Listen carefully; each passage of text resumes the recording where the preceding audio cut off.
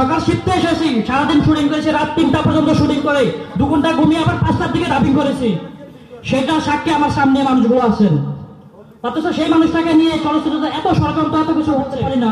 তারপর কিছু কথা বলি, সেটা হচ্ছে শাকিব খান এই চলচ্চিত্র ইন্ডাস্ট্রির জন্য কি করেনি।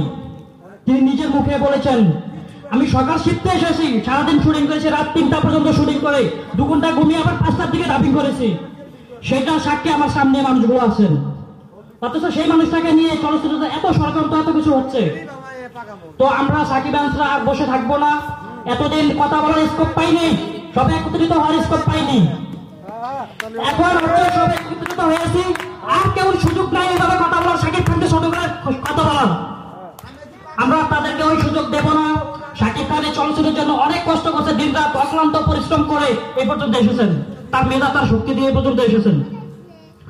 তো শাকিব ভাইয়ের প্রতি অনেক অনেক দোয়া ও ভালোবাসা রইল।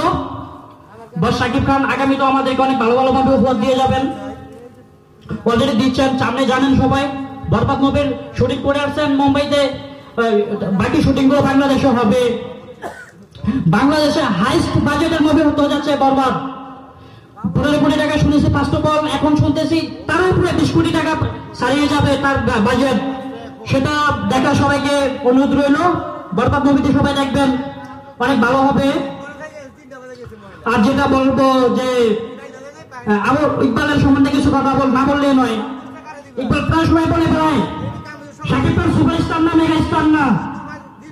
সুপারস্টার মেগা স্টার তার 7 বছরের বাচ্চাকে বললে তিনি বলে যে মেগা স্টার শাকিব খান, অথচ তারা বলে বেড়ান যে মেগা স্টার শাকিব খান না। আমার কথা হচ্ছে যে মানুষটার এত অবদান, মানুষটাকে কেন এত ছোট করা হবে, কেন ছোট করে দেখা হবে? আমরা সবাই একত্রিত হয়ে শাকিব খানের বিপক্ষে যে ওদের কথা কেউ কত কথা বলতে পারে না, সেই লক্ষ্যে এগিয়ে যেতে হবে। আমরা সাকিবিয়ানরা একত্রিত হয়ে পারি এটা রুখে দাঁড়াতে। আমরা তাদেরকে এই সুযোগ দেব না। আর যেটা বলবো, কি বলবো আমি আসলে ভাষায় প্রকাশ করতে পারছি না। আর একটি না বললে নয়, কথাটি বলি। আমি সেদিন কান্না করেছিলাম, উনি এত বড় একজন মেগা স্টার, আমি কল্পনা করতে পারিনি। উনি একজন নাহিয়ানি মুম্বাই চ্যানেলের সাংবাদিকের মাধ্যমে আমাকে ডাকিয়েছেন, দেখা করিয়েছেন। আজ তিনি ভাবতেও পারতেন যে কত হাজার হাজার কোটি কোটি ভক্ত আমার আছেন, কোথা থেকে আসছে কান্নাকাটি হওয়ার জন্য, ভাইরাল হওয়ার জন্য, এটিও ভাবতে পারতেন। কিন্তু তিনি সেটা করেননি, আমাকে নিয়েছেন, দেখা করিয়েছেন, তার বুকে টেনে নিয়েছেন। এটা দেখলে বোঝা যায় যে সে কত বড় মনের একজন মানুষ। বড় মনের একজন মানুষ হলে এটা কখনোই সম্ভব নয়। তিনি দ্বিতীয়বার যখন আমার সাথে দেখা করেন, আমার হাতে কিন্তু একটা শপিং ব্যাগ ছিল, যে টি শার্টটা আমি নিয়ে গেছিলাম, কোনো কাউকে চেক আপ করতে দেননি। ওইটা চেক আপ ছাড়াই কিন্তু তার বুকে আমি গেছি। তিনি এত বড় একজন মেগা স্টার, তিনি কিন্তু চাইতে পারতেন, বলতে পারতেন সবাই।